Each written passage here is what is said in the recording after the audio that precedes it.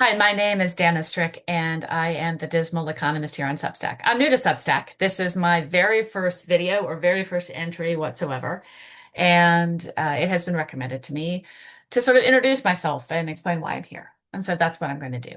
But in order to do that, as a former college professor, I need to have a whiteboard so I can write things down. And so I'm just going to share my screen and put on my glasses so I can actually see. So this is about the 67th take I've done of my intro video before I finally said, hey, you're more comfortable with a whiteboard, so let's use one. So these are my lap boards back from the pandemic when I taught virtually. So as I said, my name is Dana Strick, and I'm a dismal economist, and I want to sort of explain, want to talk about three things today. The first is, who am I?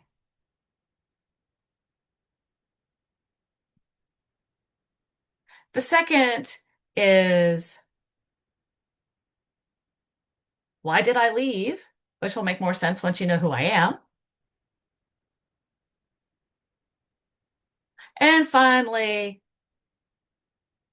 why am I here?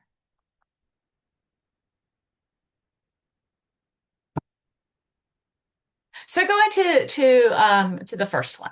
So let me just and so for the first one, who am I? As I said, my name is Dana Strick, and for the last 15 years, I have been a senior economist at the Foreign Service Institute at the U.S. Department of State.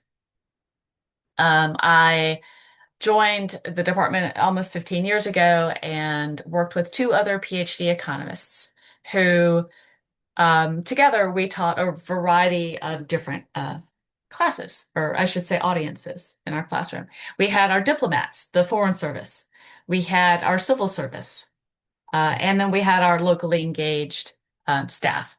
And our locally engaged staff are people that work at our embassies and consulates overseas that are typically citizens of the host nation. So, in other words, in Embassy Tokyo, a lot of the people who work at our embassy are from Japan.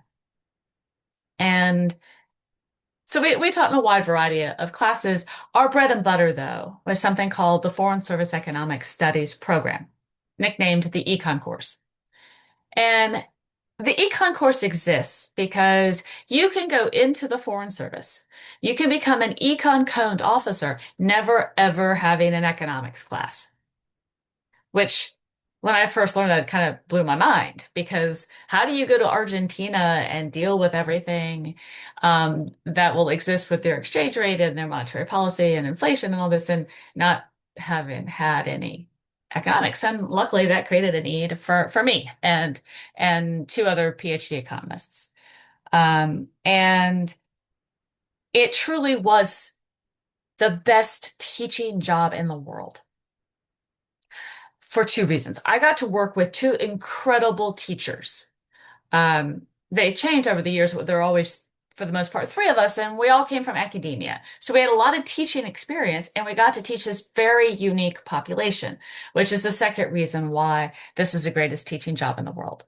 So I just want to pause here for a second and say, if you were one of my students in the last 15 years in the econ course, thank you, because you made the teaching so rewarding and hearing your stories of how you took the toolkit that we helped you build and used it in your job to do your job better, to better advocate for U.S. foreign policy interests, to better help U.S. businesses and things like that. That's what kept me around. So then let's go to my second point, which I won't show my whiteboard here again, which is why did I leave? So Dana, if this is a perfect teaching job, why would you go? Because I want to make it very clear. I resigned in the beginning, or sorry, the middle of April and retired out at the end of May. So given my age, at a tender 39, no, my age and how long I've been in the department, I could retire, albeit with a penalty to my annuity and stuff like that. Um, and so why did you go? And it wasn't just me. There were three of us, two of us left. Um, two of us resigned. And that goes into sort of three buckets. And so just to kind of put the buckets in a better visual. So we have three buckets. Kind of feel like I'm about to do a balance of payments lecture. It's bucket number one, bucket number two, and bucket number three. And so in this first bucket, you can kind of expect what this might be. I am an economist, and the Trump administration has had some policies and said some things that just aren't supported by economics.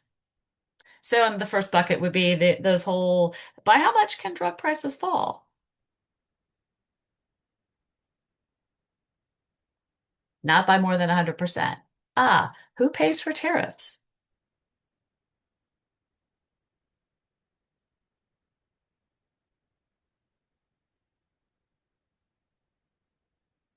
Um, Pollution. So externalities, climate change, whole host of things that we um, couldn't that just aren't supported by economics, and I couldn't say anything. I couldn't get up and say, you know what? It's you and me, or the domestic importing firm who's going to pay for the tariff. It's not China. Yeah, this one I was asked, hey, how could you spend that? It's like, yeah, you can in math. There's only really one way, despite what the Treasury Secretary says, only one way to do it. So that's it. The second bucket um has to do with sort of teaching policy, I'm gonna say. And by teaching policy, I mean, I said I worked at FSI, Foreign Service Institute, and I'm using this very specific term. If you happen to be in the State Department or know something about it right now, you'd say, hey, Dana, it hasn't been FSI for almost a year. Last summer, we had a big reorg and some rifts where mostly civil service, but some foreign service officers were fired. Um, for not performance, but just where they happened to work on like May 26th or May 29th or something like that. And as part of the reorg, one of the things that happened is we were told all of our speakers and stuff like that had to get vetted and you had to check their social media. It doesn't apply to me and my colleagues because we were the speakers. But it was what the topics that we had in the class, the reading list that we can have, little aside. So I teach something called the balance of payments, which is really useful but kind of wonky. And trying to find a good reading is really difficult. And Paul Krugman on Substack, here on Substack, had an excellent primer on balance of payments. And I'm like, oh, this is great. Oh, I can't use it because it was critical of the administration because it sort of lumps in why you can't just say, hey, if you want to get rid of a trade deficit, some other stuff happens. Or trade deficits, are they inherently bad? No, they're not. They're a number. I mean, all this stuff. And I couldn't use this thing by a Nobel Prize award winning, the father of modern trade theory, because he's critical of the administration. Forget the fact that he's a brilliant economist, and he's right. And so things like that. We had something called the One Voice video. So it was beginning to feel very Orwellian.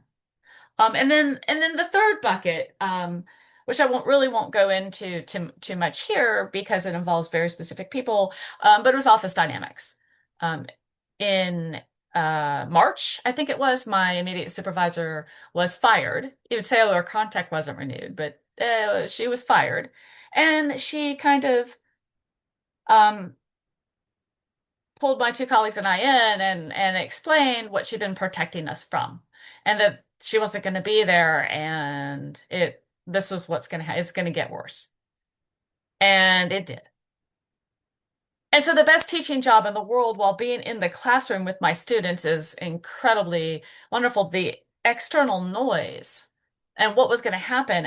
And you can't, at some point in time, you have to say, okay, when is enough enough? Because everything was just like, are we frogs in a pot of boiling of water that's slowly getting hotter and hotter and hotter? And when is it too much? Um, and it became too much.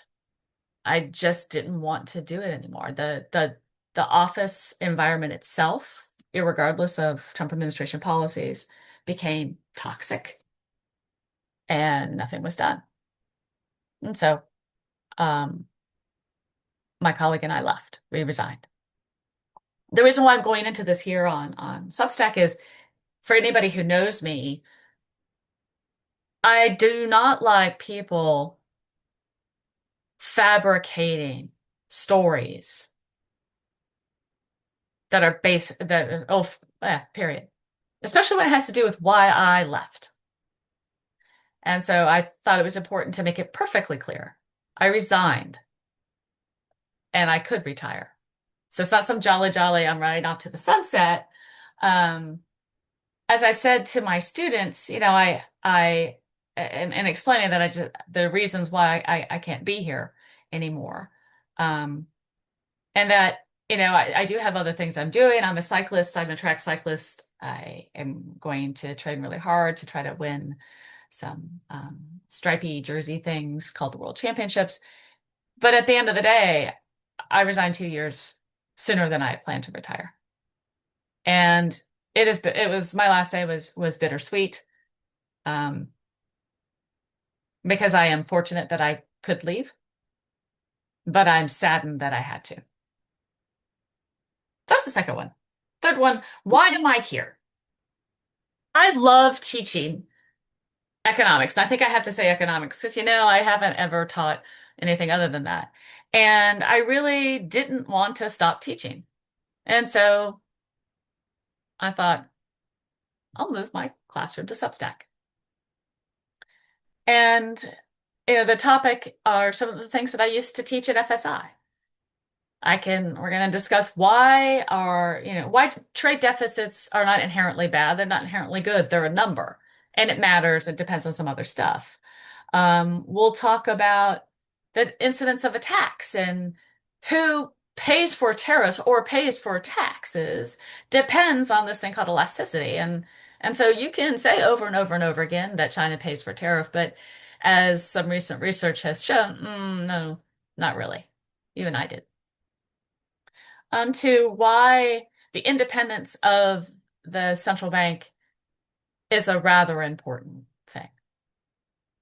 Talk about dollar dominance or anything. So if you have something that you're like, hey, I've read this in the paper, or I've heard this if you're a student and I've heard this in class, what's the economics behind it? Um, Explain it. And I've spent a lot of time teaching and talking to non-economists and how do you actually teach economics.